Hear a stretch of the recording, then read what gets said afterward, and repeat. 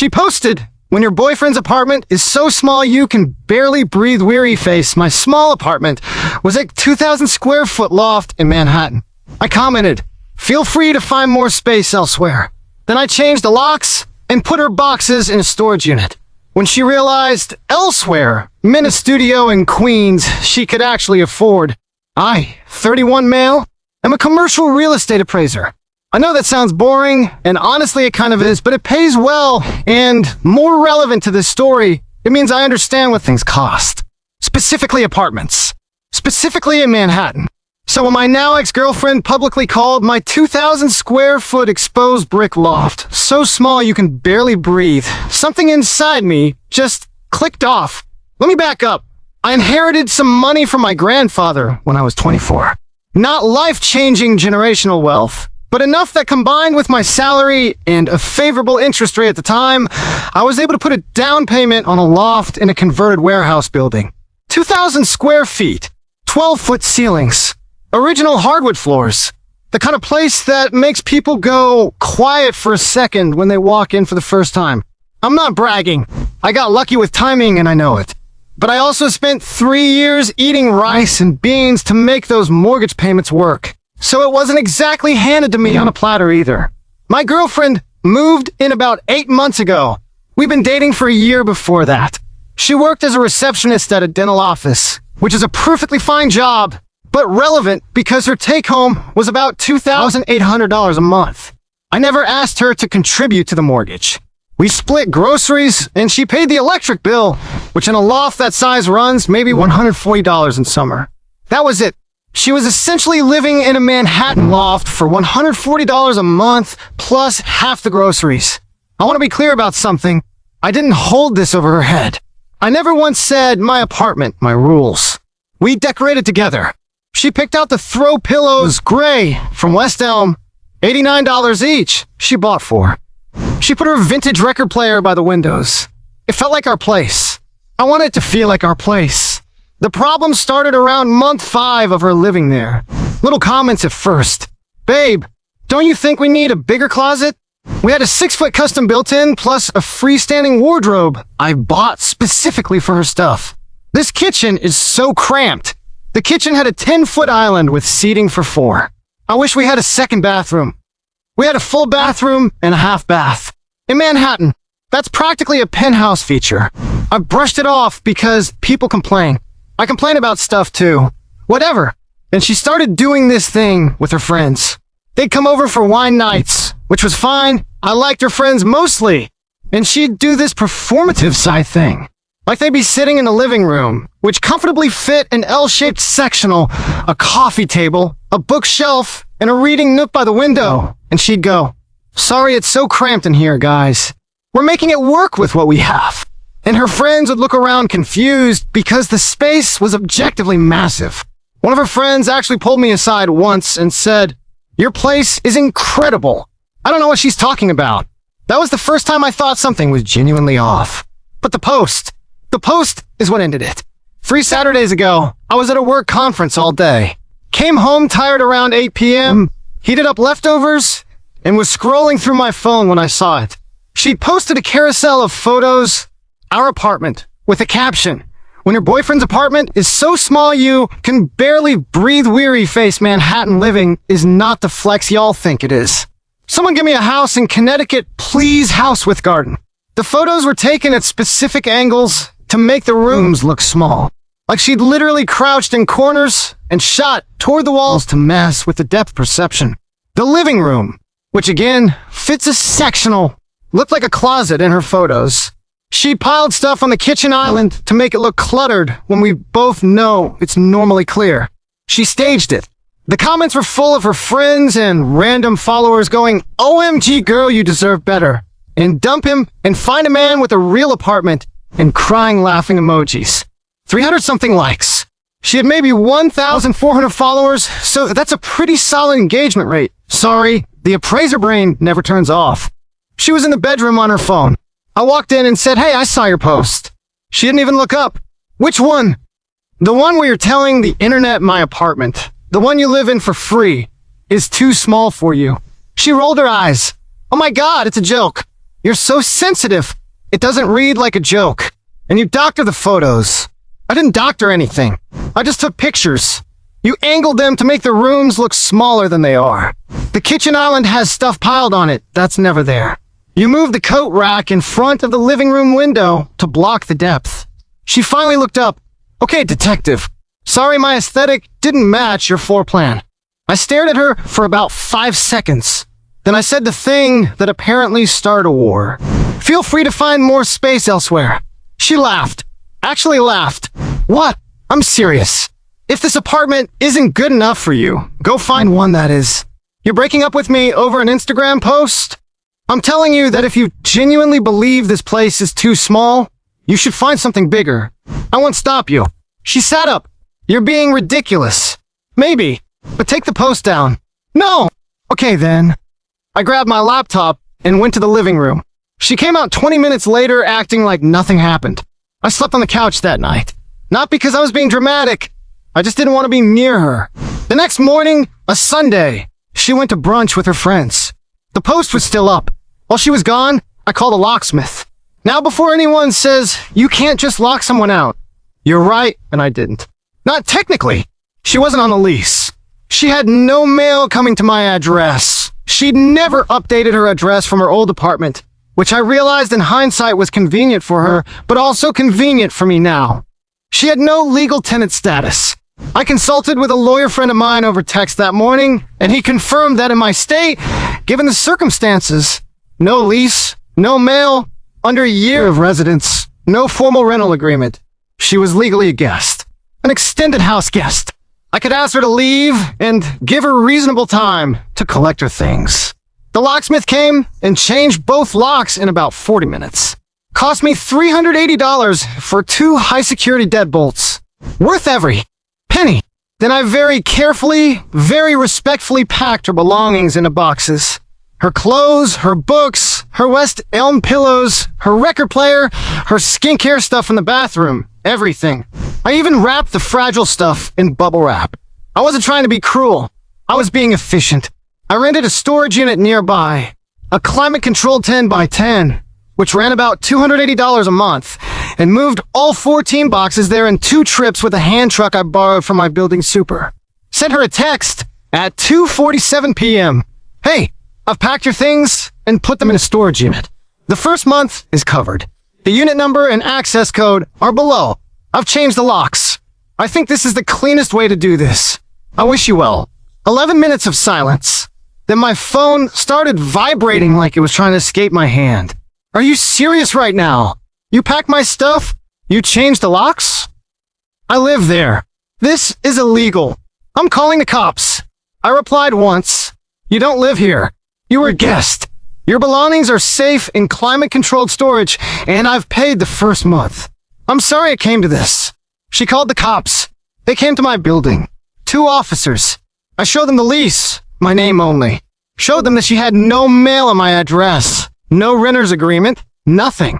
The officers were professional, but I could tell one of them was looking at me like I was a jerk.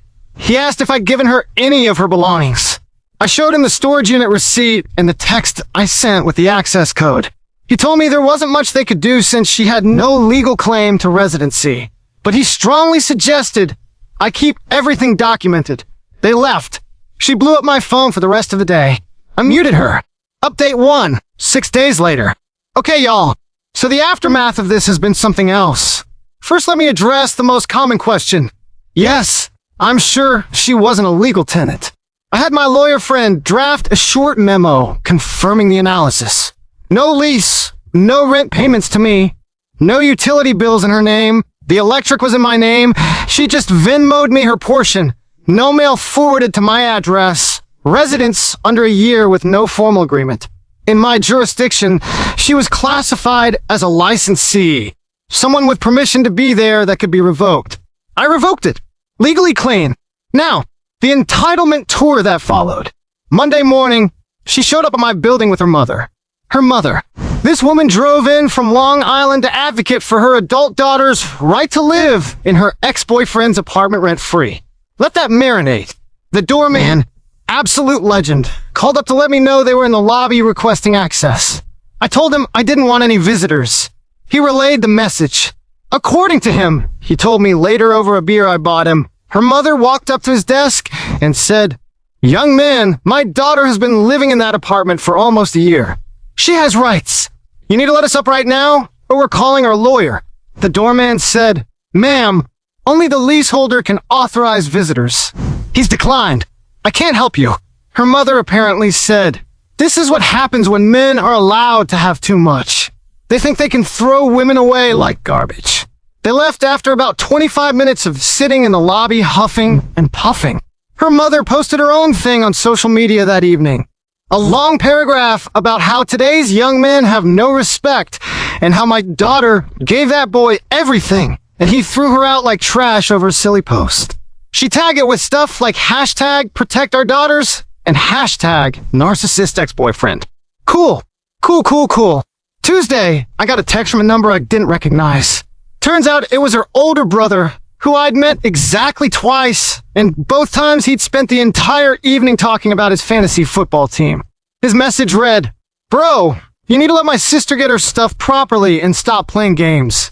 This isn't cool, and you know it." I replied, "Her stuff is in a climate-controlled storage unit. She has the access code. She can get it any time during business hours. I'm not playing any games." He wrote back, "You know what I mean. Let her back in the apartment. She's sleeping on her parents' couch, and my mom is losing it. That's not my problem. She publicly insulted my home. I asked her to find something better.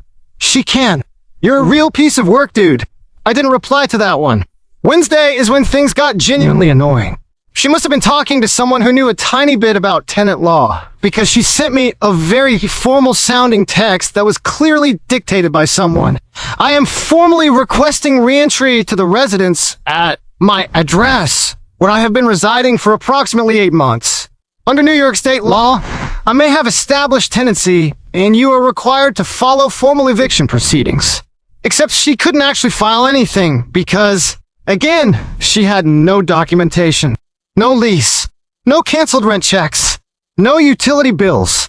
The Venmo payments she'd sent me were labeled groceries and electric, which matched our actual arrangement, not rent. She'd never received a single piece of mail there. She'd even bragged to friends about not having to deal with lease stuff because she lived with me. Screenshots of that brag were still on her social media from month 2 of her moving in. I know because her friend, the same one who told me my place was incredible, quietly sent me the screenshot with a note saying, "Just in case you need this." Her bluff went nowhere. But she wasn't done. Thursday, she pulled the pettiest move yet. She called my building management company and claimed I was running an illegal Airbnb out of my unit and that she had evidence I was renting rooms to strangers. I got a call from the property manager asking about it. I explained the situation, recent breakup. She was upset. It was retaliatory. He said he'd log it, but since I own the unit, condo, not rental, and there were no prior complaints, he wasn't concerned. But it meant I had to have a 20-minute conversation I shouldn't have needed to have. Friday. This is the one that really tested my patience. She texted me, "The storage unit is too far from my parents' house.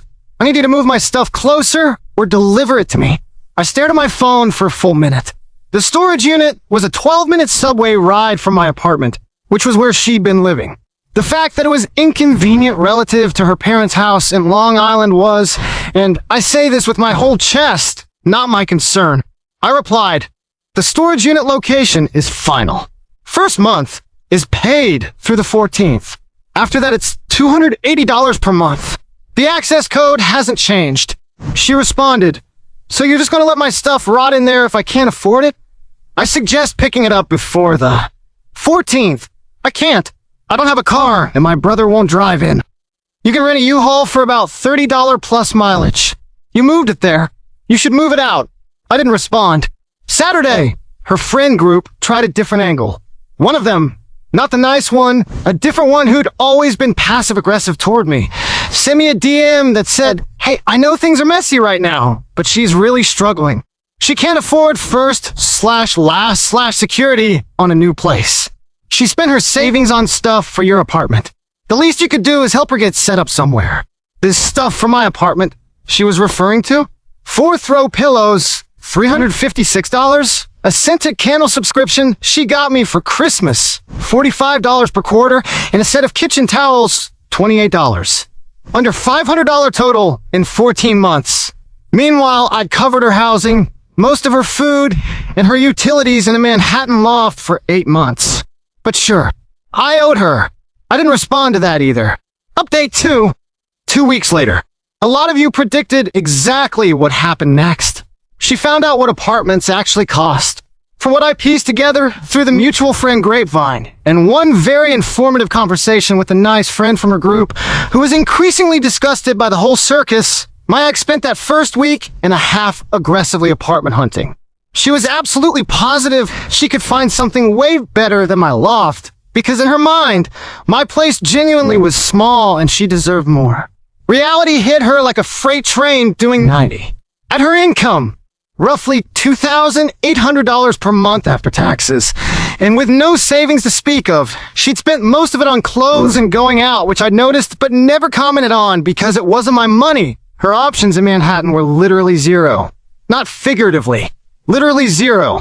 Even a studio in the most remote corners of the island starts at $2,200 and requires proof of income at 40x the monthly rent, which would mean she'd need to make $88,000 a year.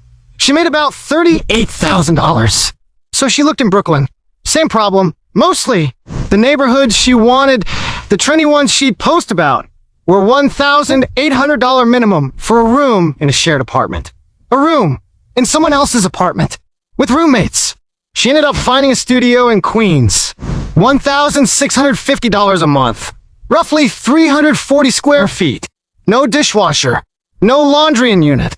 A window that faced a brick wall.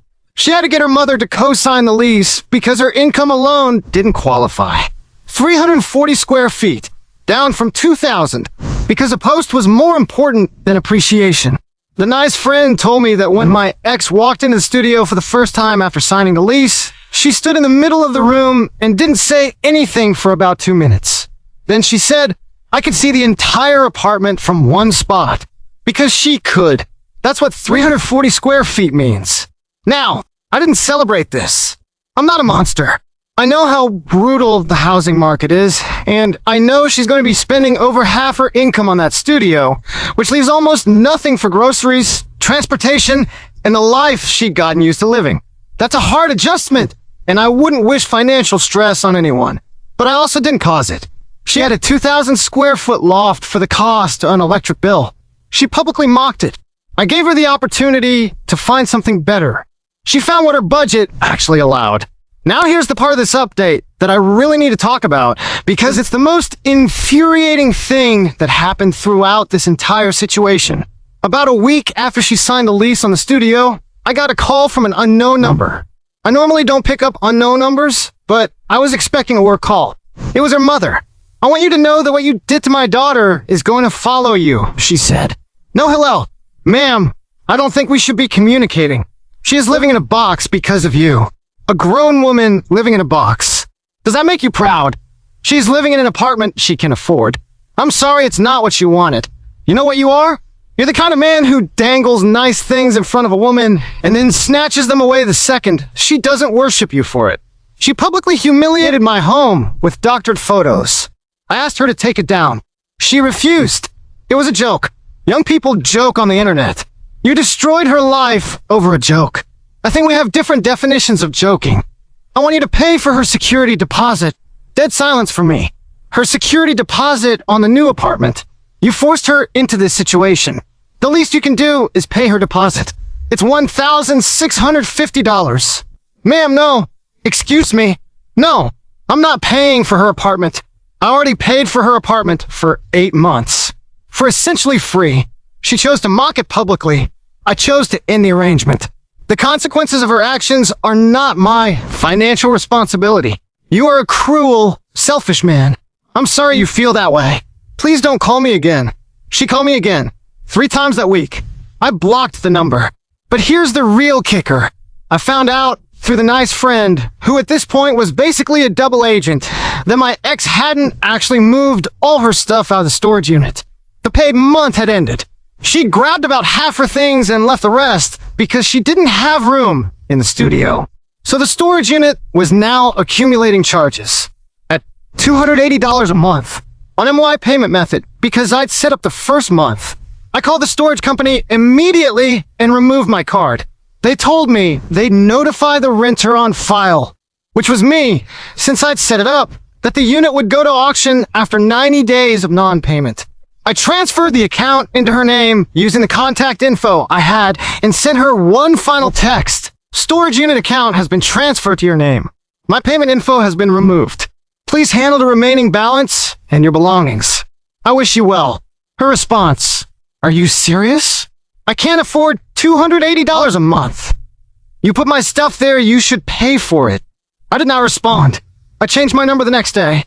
Update 3. Final. 5 weeks later. Alright, this is the last one. I've got a lot of messages asking for a final update, so here it is. The storage unit situation resolved itself in the most predictable way possible. She didn't pay. She couldn't afford to, between the $1,650 rent, her regular expenses, and a credit card balance the nice friend mentioned she'd been carrying for months. There was nothing left. After 90 days of non-payment, the storage company auctioned the contents. 14 boxes of clothes, books, throw pillows, a vintage record player, and what I'm told was a fairly nice collection of scarves. All gone. I don't know what it sold for. I don't care. She apparently called the storage company screaming about it. They told her she'd been notified 3 times by mail to the address on the account, her parents' house, since I transferred it to her name and she used their address, and by email. Her mother had apparently been throwing away the notices, thinking they were junk mail. You truly cannot make this stuff up. Now, the bigger stuff. About 2 weeks after my last update, I got a letter, an actual physical letter, forwarded from my building's management office. It was from her attorney.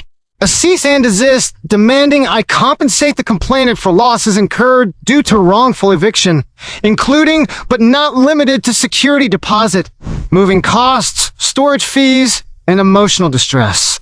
The total they were demanding? $8,200. I called my own lawyer. Not the friend this time.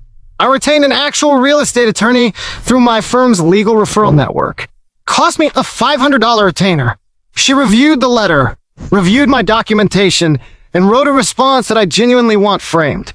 The response, summarized in non-legal terms, basically said, your client was never a tenant, never paid rent, never had a lease, never received mail at the premises, publicly admitted on social media that she didn't have to deal with lease stuff, and voluntarily resided as a guest whose invitation was revoked with reasonable notice and accommodation. Storage of belongings, first month paid.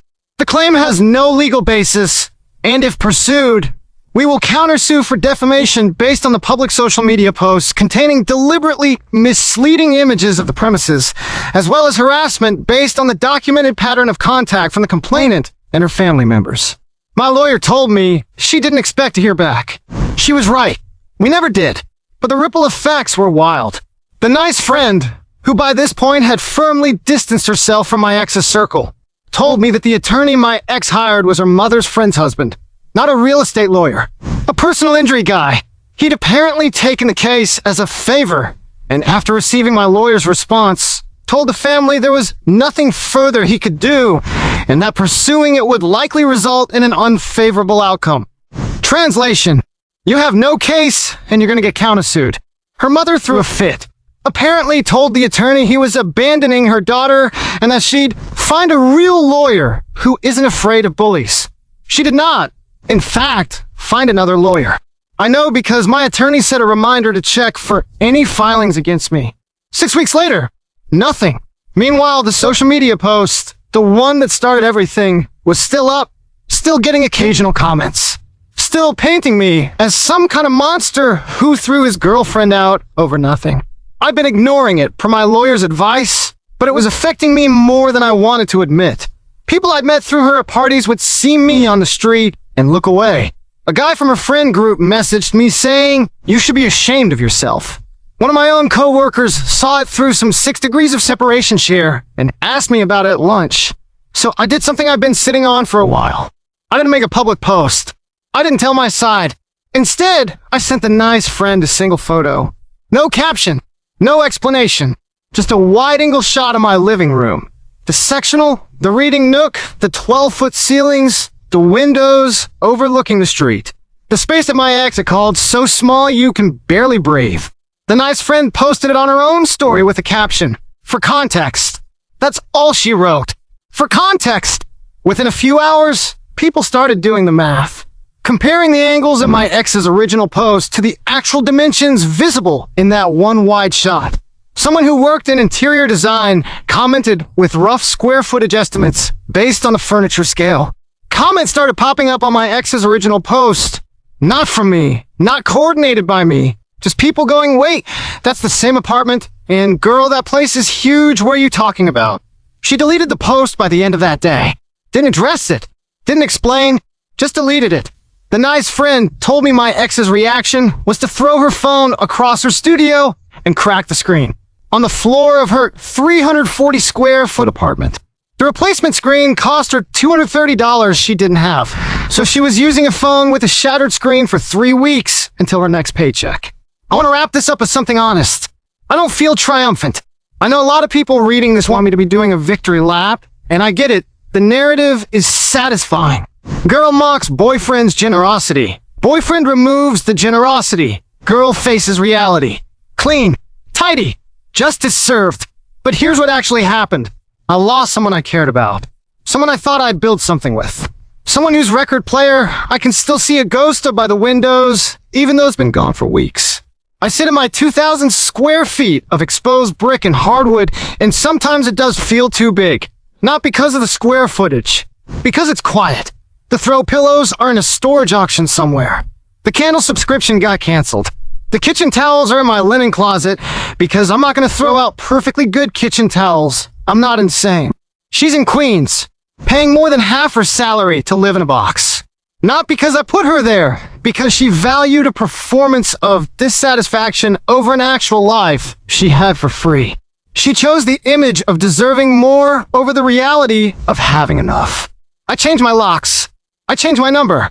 I haven't changed my couch yet because it still has the indent from where she used to sit and read, and honestly, I should probably get a new one, but I'll do it when I'm ready. That's the whole story. No dramatic twist. No secret happy ending. Just a guy with a loft and a lesson about what happens when someone mistakes generosity for obligation. Take care of each other out there. And for the love of God, if someone is letting you live in a Manhattan loft for $140 a month, maybe don't post about how small it is.